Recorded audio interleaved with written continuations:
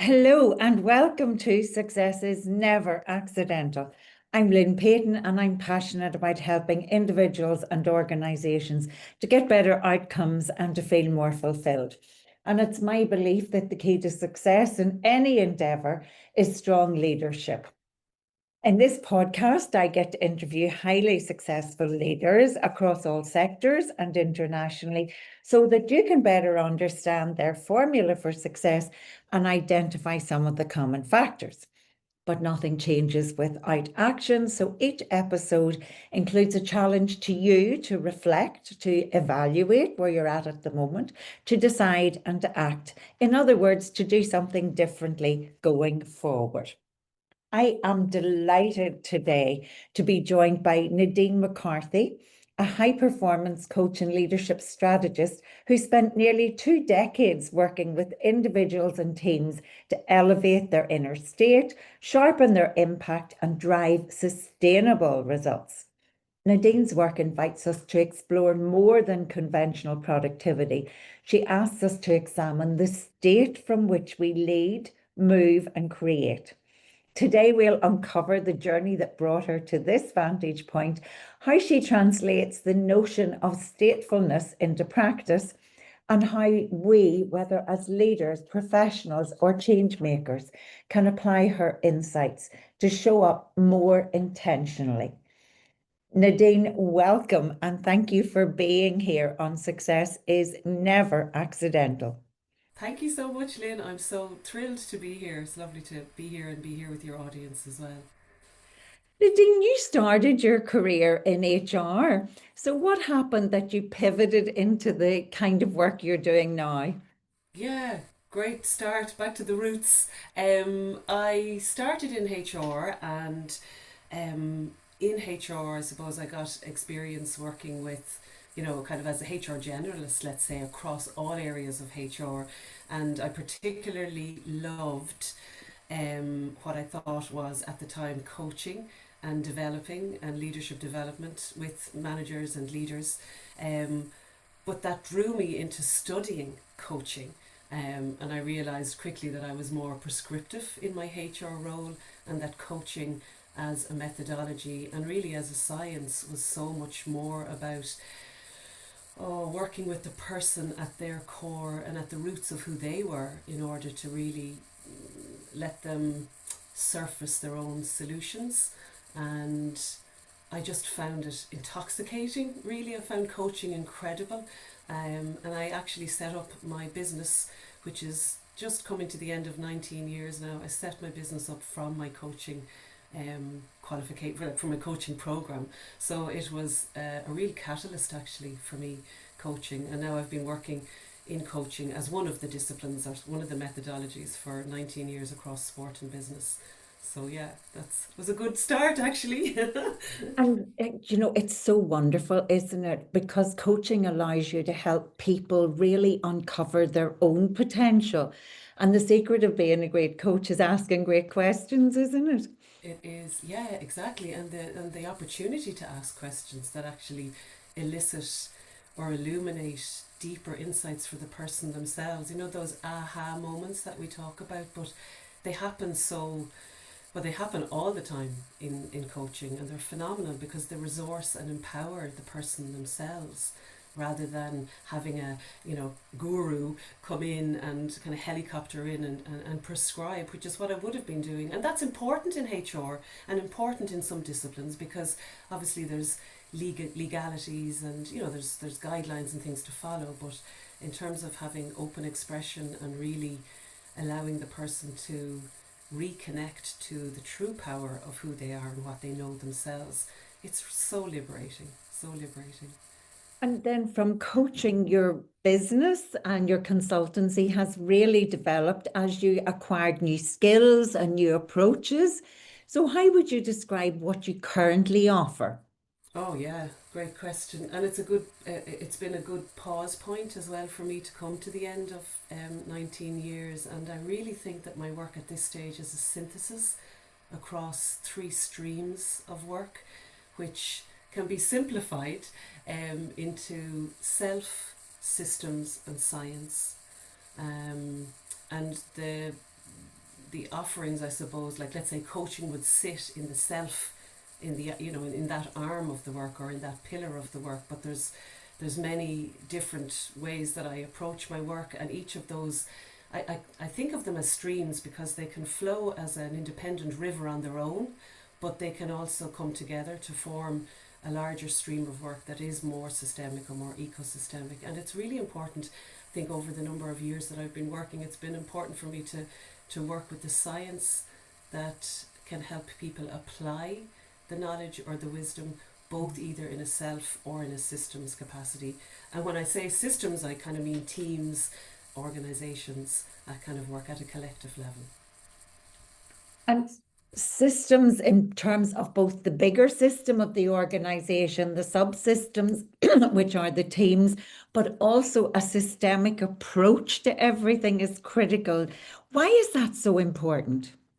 And I think it's vital because, well, I've trained with Otto Scharmer in MIT, in the Presencing Institute there, and I studied in Boston with him in 2013, so now I've been applying his transformative methodology around, transformational leadership and also collective leadership, which I think is really built for these times.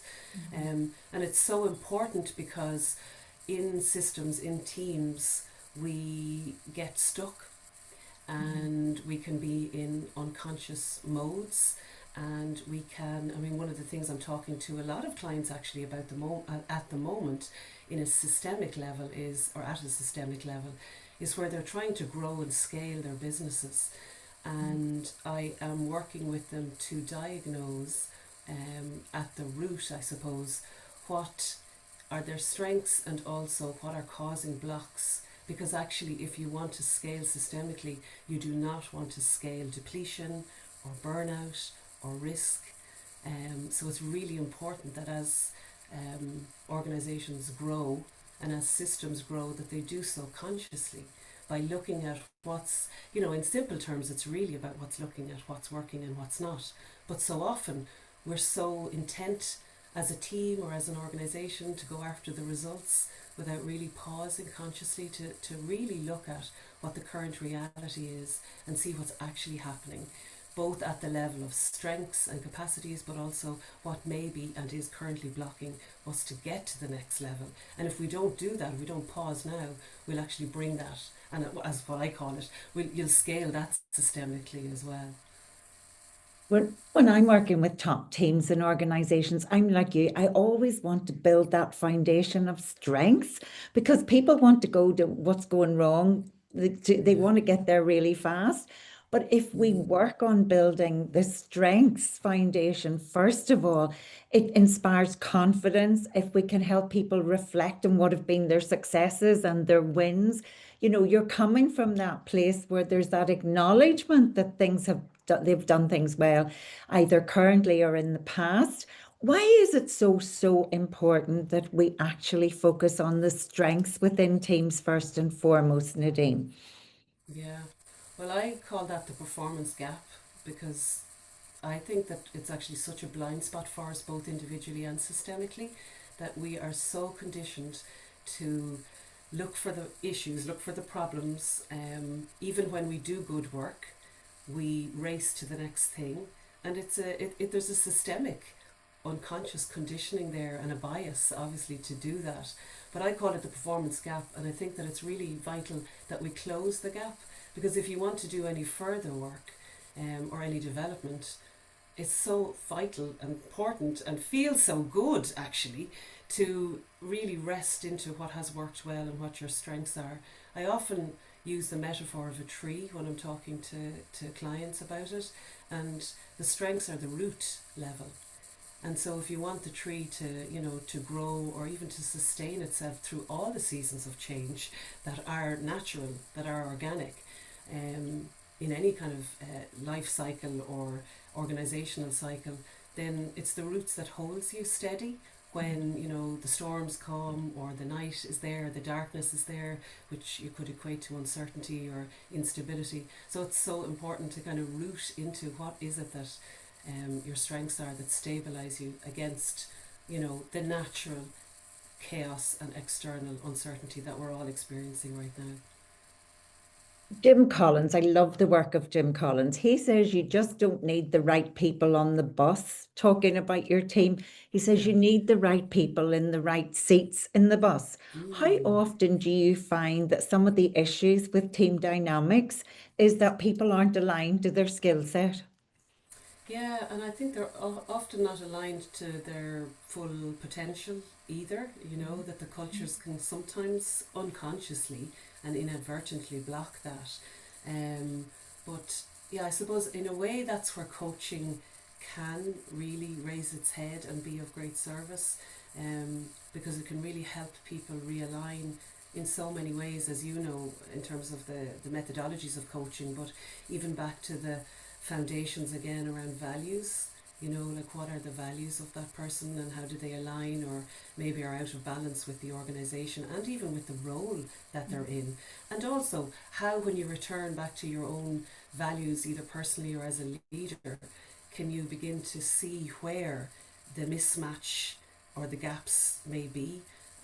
So yeah, it's kind of that's kind of critical work, I suppose, to help.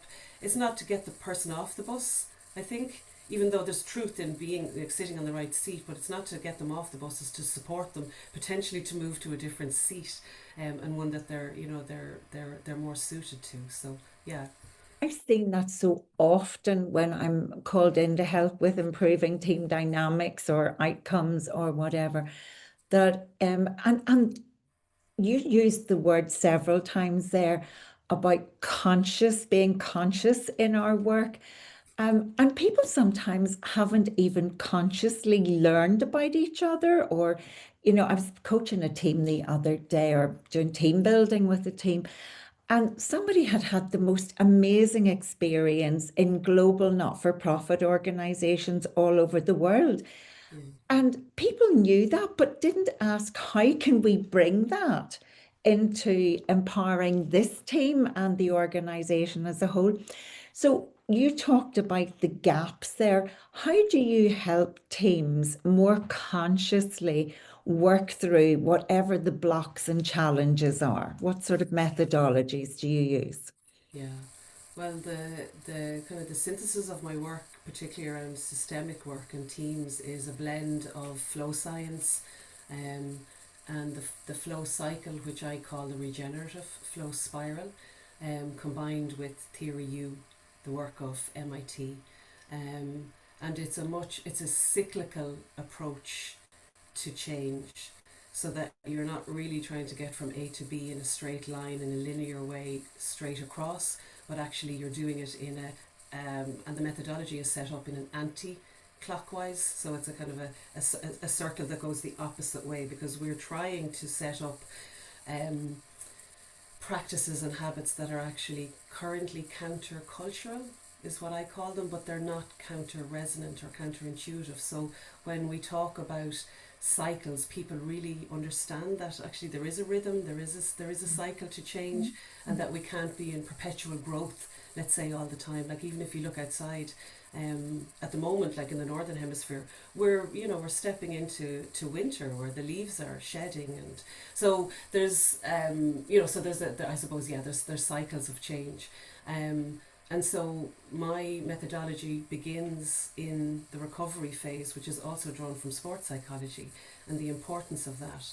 That in order to move forward in a conscious way, we're going to have to pause to learn and to adapt. And it's actually in the recovery phase that we can have an adaptive response, so that we don't unconsciously repeat patterns of the past that don't serve either the individuals or the organizations. So it's a deeper dive, in a cyclical way, in a counter clockwise or a counter cyclical way, to really help teams and people embed, really, yeah, begin to understand that it's important to work in ways that actually go against the grain, particularly when the grain is not really setting us up for the results that we collectively or individually want.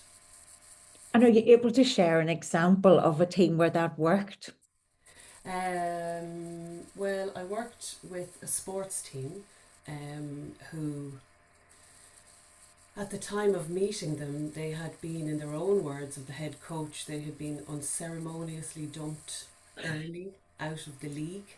Um, but prior to that, as a team, like as a system, they had been performing well, and they had had lots of success and lots of trophies. And so they were looking at really the disconnect, what was happening for them, why were they getting the results that they were getting. And I worked with them to slow down to the pace to understand where they actually really were. Looked at their what we had talked about already, but really looked at their strengths, um, to harness their strengths and make visible their strengths, both individually as a team, as a foundation, in terms of recovery, for us to be able to move forward and then work into the next stage of the cycle, which is struggle or effort.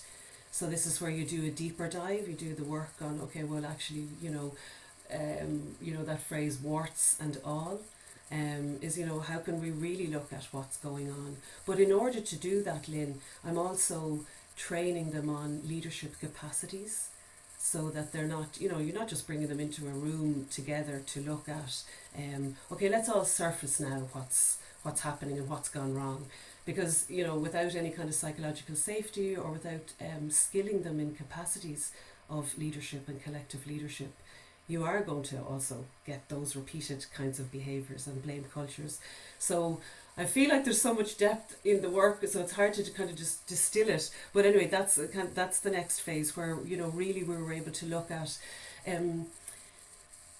So we had some, just to give an example, maybe for that team, we had a visual image of, almost like spaghetti junction, just like all sorts of threads, all scrambled and all kind of going in different directions, and a metaphor or a symbol that rose, from doing that part of the work, was actually the symbol of the cladder ring, which is an Irish ring, Uh-huh, which has three parts to it. It has like two hands that hold a heart, a heart at the center, uh-huh. and a crown on the top.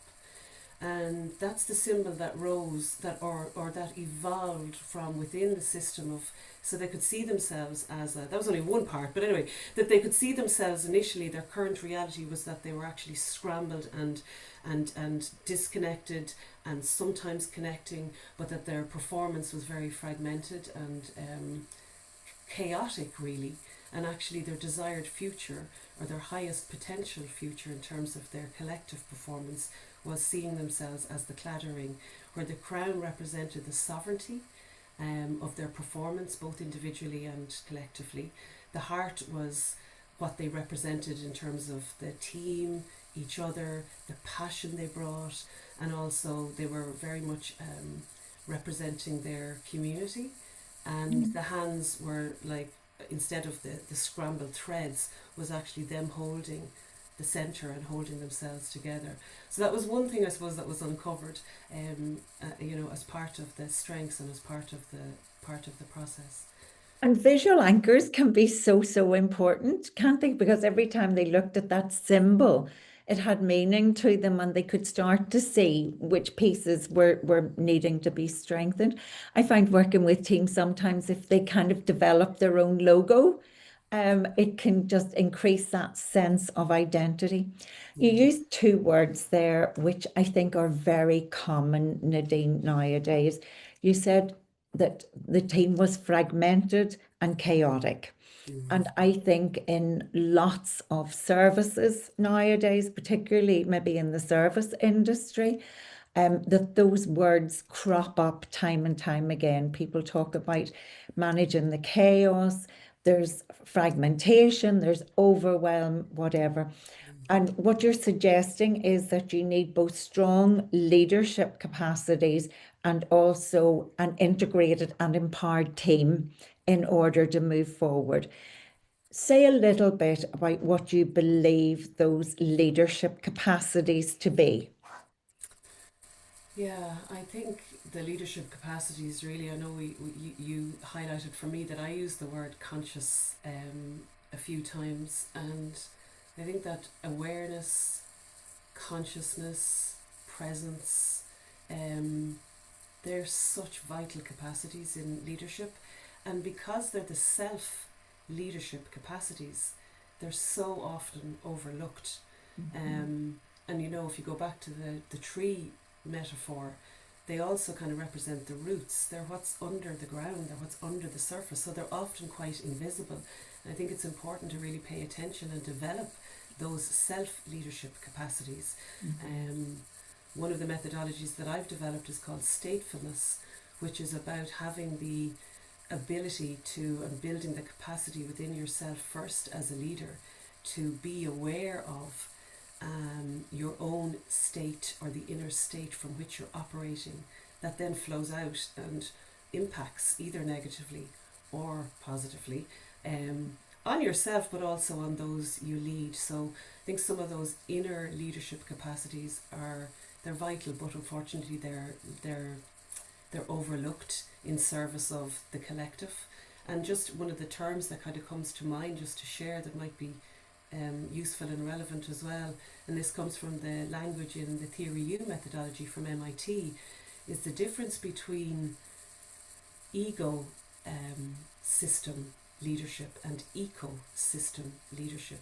And ecosystem leadership is where the leader is operating potentially just in a silo in their own department for their own good.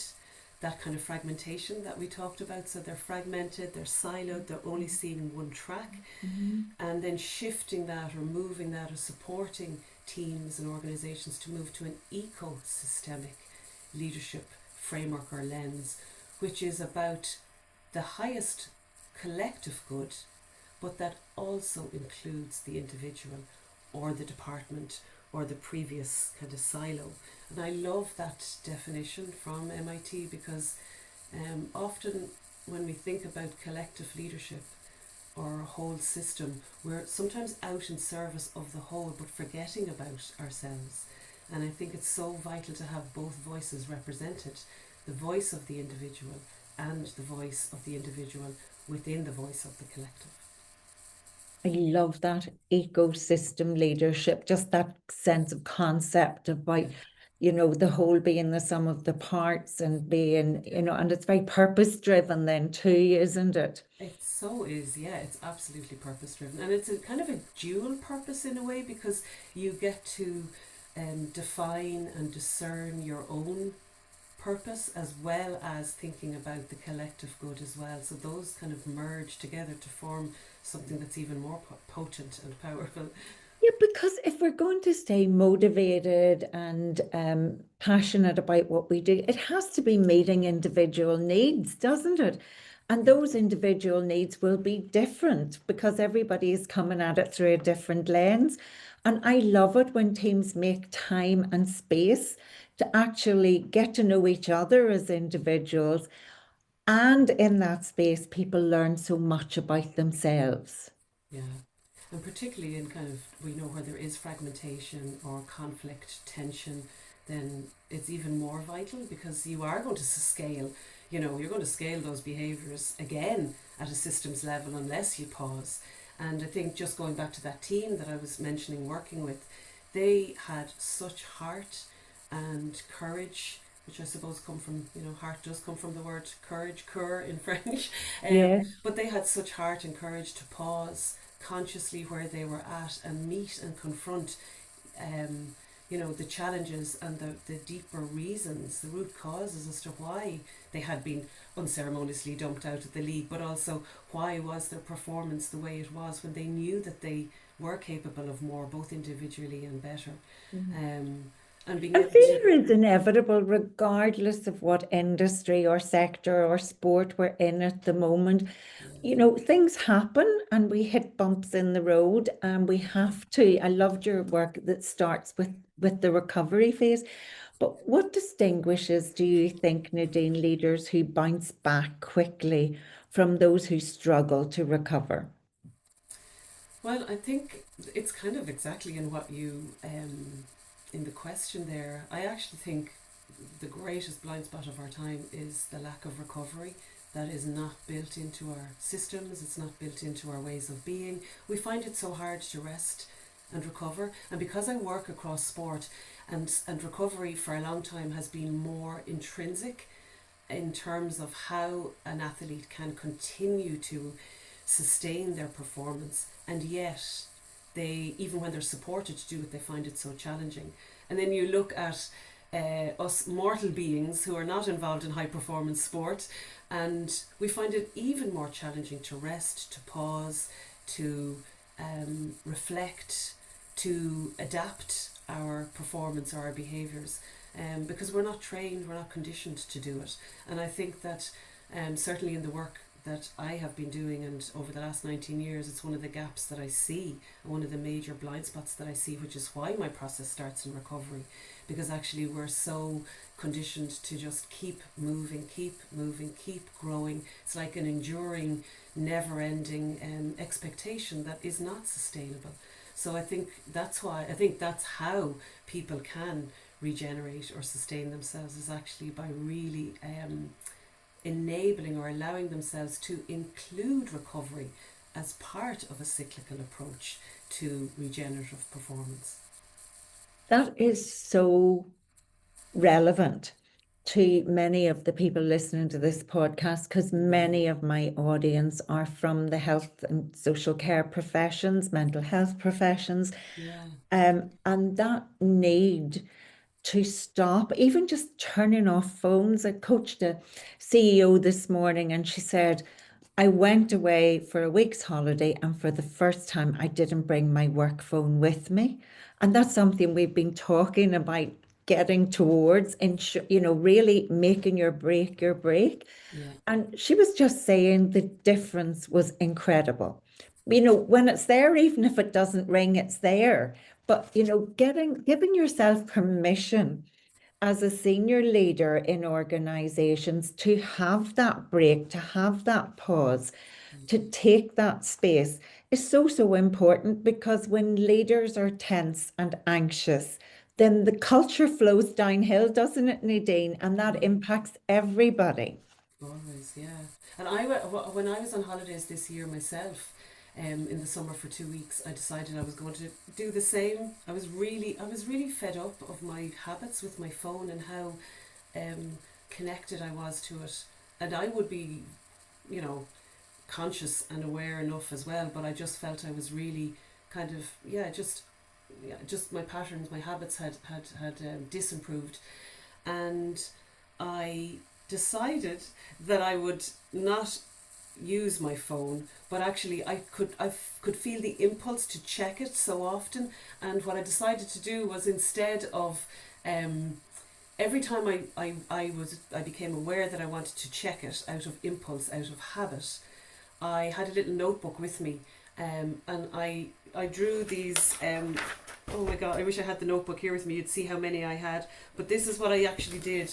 Can you see that? You know where you draw the lines. So Yeah, every yeah, yeah. time I wanted to check my phone, I drew a line, and then I do 5 of them. I had a page, so quickly, but it really helped me see how with the kind of tools and the awareness that I have, that I'm also it's easy to be sucked into that, and how important it is to actually, yes, step back even from our phones in the moment and use that as a recovery tool. And we call it in sports psychology and in flow science, they talk about recovery as active recovery, which I love. So it's different to passive recovery. It's not just lying on the couch, and that's a form of recovery. But active recovery is where you're really actively engaging in recovery and building the recovery muscle, so that it really does help the next stage or the next evolution of performance or leadership. So if you could invite our listeners today to do just one active recovery strategy, what would that be? A simple one, maybe, that everybody could do. Yeah, I think, as I'm reminded of a client I'm working with at the moment, and this is what she has found to be the greatest. She only said it to me last week, so this is why it's top of mind, and it's a daily practice for me. It's a walk as a recovery practice, and a walk as a release practice. And in general, trying to do that without podcasts, so you're not consuming more information, you're actually out for a walk in nature, just observing, just noticing, being aware of your state, and also just allowing yourself to be open enough to nature and the moment to change you, so that you're actually setting yourself up for an adaptive response. You know, that you're not going out more information, more content, and then you come back and you feel like you haven't had that break. And that is probably the most simple one, because in a way we all have access, even for 5, 10, 15 minutes. Now my recovery walk is an hour a day, and I feel I really need, I've been building that up over the year, but I really feel I need that 1 hour headspace and active recovery break. So that's one tool or technique. So And a want to simple share one, it. and one that's accessible for everybody. Yeah. I'm like you, and I'm so fortunate that I have a neighbor I work with every single day. We do 45 minutes every single day. And she is so flexible because she's not working. So whatever time I say I can go, and whatever time I say I can go at, she fits in. So not only do I get that complete peace out in nature, I have that companionship, which I think is so important, and Yeah. talking to somebody about how glorious the leaves are as opposed to what my next project is going to be. It all is so fulfilling and restoring. Yeah, exactly. It's just really, it's getting out of the head, you know, it's getting out of the head and down into the body and down into the feet and down into the roots, really. And I think, I know you only asked me for one, but the other one that just is kind of coming in just to say, because it is so simple as well, is breathing. You know, these are all so, this is the usual, isn't it? They're so simple and profound. But the, you know, like let's say breathing in for 5 seconds and breathing out for 7 seconds, so that your exhalation is that bit longer than the inhalation, which again, from the science perspective, actually does reset the nervous system. And we're all so triggered with so many things, and so there's so much happening in the external world to trigger us as well. So just having that ability to recover in the moment, just with, you know, 1 to 3 rounds of breath where you breathe in for 5 seconds and then exhale for 7. And it just calms your state so, so quickly. And as you say, 3 breaths will do it. And sometimes I just say to people, now as you breathe in lightness and calm and whatever. And then as you breathe out, let go of. And, you know, even just training people to just do that exercise for themselves, where again, your word, consciously breathing in restorative things and letting go of what they need to let go. Yeah. Your work is fabulous, Nadine. You're making such an impact. 5 years from now, what will your legacy be? Oh wow. 5 years from now. Well, you know, I'm at that strategic reflective pause point myself, because I'm coming up to my end of 19 years and, you know, turning towards the 20th year. So I've been doing some reflection, and um, I've worked across sport and business, as you know, but I've also worked across many age groups, from teens up to, you know, to all ages in the work that I've been doing. And I keep coming back to this. I do feel a bit emotional saying this, but I in my reflection at the moment, I find I'm coming back to a statement that came to mind in the last 6 weeks upon waking one morning. And the phrase or the sentence or the statement that came to me was, do you know what, Nadine? If you did nothing else but work with youth for the rest of your career, wouldn't that be something? And I don't know how that's going to flow out. I don't know how that's going to shape itself exactly, but I have been working for the last few years with youth, particularly sports teams, and it has just been phenomenal. It has been so rewarding, so beautiful, and so tender in so many ways, because particularly working with youth in sport, there's so many life lessons that sport gives you, and supporting them in this, you know, mindset, performance psychology, applying the psychology in sport, and seeing the benefits not just on the pitch but actually across their lives has been phenomenal. And even as I'm saying it now to you, I can feel the energy of it fizzing up in me. So to come back, so that was just a bit of context, but I think in 5 years' time, if somebody said to me that I had made more of an ecosystemic impact um, in youth and in youth mindsets and in helping them be the best that they can be by being who they are and knowing how to manage themselves and navigate the external chaos and noise through internal steadiness, then whether that's through books or more work or workshops, I don't know, but I would love to think that that was part of my legacy in any case. So yeah, so thanks for asking the question.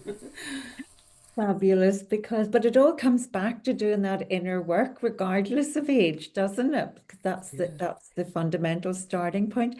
So Nadine, if someone wants to take their performance, someone listening today wants to take their performance or their state to the next level, what's the very first step you would recommend? Oh, well, I think it's always starting with the A, isn't it? The A of the alphabet, the A of awareness. Awareness. It's like, being able to, I often call it like, we are the alchemist in the moment. We can turn the lead to gold, but we have to be aware of our state in the first instance. And so that is such a vital and important foundational step is how am I now? Like we have this up in Ulster. There's in Ireland here we speak our national language is Irish, but in Ulster, so that we have Irish as a language, but then we have different forms of speaking Irish based on the different provinces. And in Ulster, one of the ways that they actually say hello, how are you, is Cunnasathati, no, sorry, not Cunnasathati, that's one of the other dialects, that's the other way of saying it.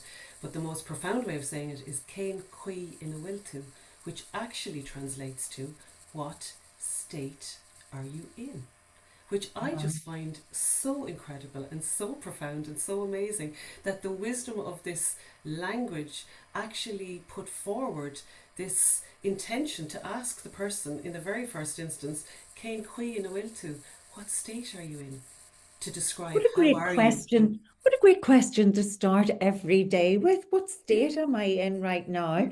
And yeah, then sit with that for a minute and then think, what do I need to do to get into a more enlightened, positive, calm, whatever it is we're aspiring towards? I think that's beautiful, Nadine. oh, it is gorgeous. Well, it just kind of came back in the moment, but it is so beautiful, isn't it? It's like instead of asking how are you, which is also a beautiful question, but what state, or to pay attention to how the person is Pay through their attention. state is Yeah. phenomenal. So yeah, so there's a little bit of the Irish language informing and infusing us, yeah, as we go forward. There's so much to learn from your website, from your LinkedIn postings, etc. So how can people find you? Well, they can find me on NadineMcCarthy.ie, which is NadineMcCarthy.ie. Or they can find me on Nadine McCarthy at LinkedIn. I used to be on Instagram and Facebook, but like your client who is trying to, and myself, trying to pull myself back from the tendrils of social media, I am only on LinkedIn at the moment, so they can find me there.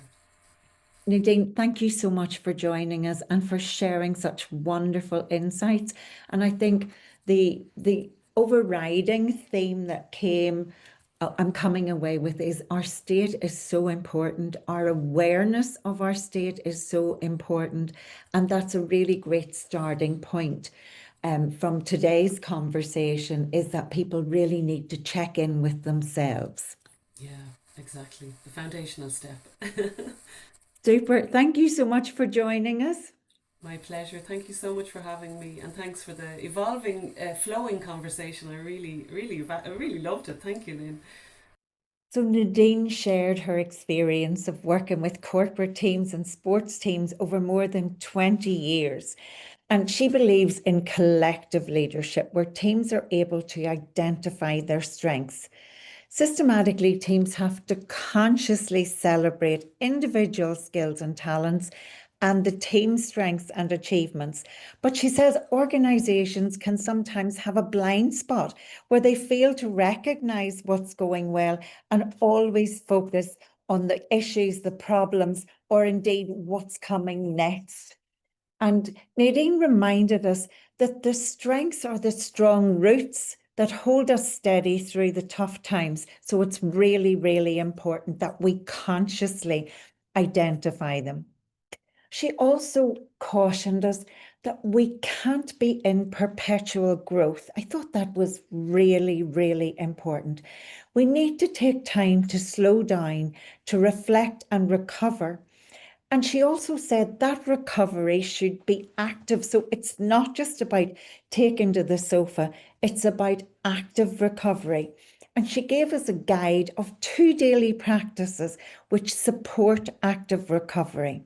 She talked about walking, being out in the fresh air, but without podcasts or other content, actually just giving ourselves literal headspace, and also consciously breathing for just a few minutes to self-regulate. So my challenge for you this week is, what are you doing to recover? And start consciously thinking about both the need for recovery and what works for you as recovery strategies. You can find Nadine McCarthy. I urge you to follow her on LinkedIn. She posts such amazing content. And remember, success is never accidental.